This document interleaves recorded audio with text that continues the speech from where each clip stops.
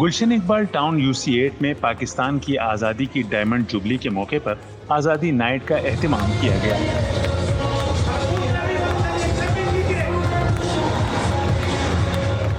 بیت المکرم مسجد کے سامنے جشن آزادی کی اس رنگا رنگ تقریب میں ہزاروں کی تعداد میں شہریوں نے شرکت کی اور وطن سے والہانہ محبت کا اظہار کیا۔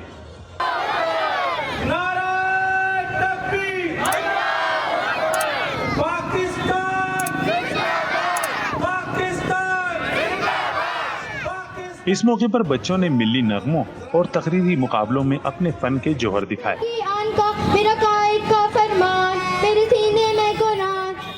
تقریب میں شریک بچوں کے لیے جمپنگ کیسل، فیس پینٹنگ کا بھی اہتمام کیا گیا۔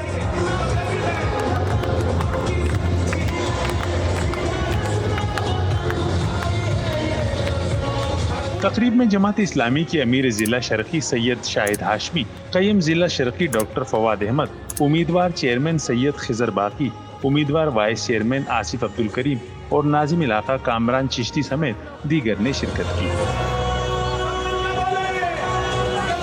رات 12 بجے پرچم کشائی کی گئی اور کیک کاٹا گیا۔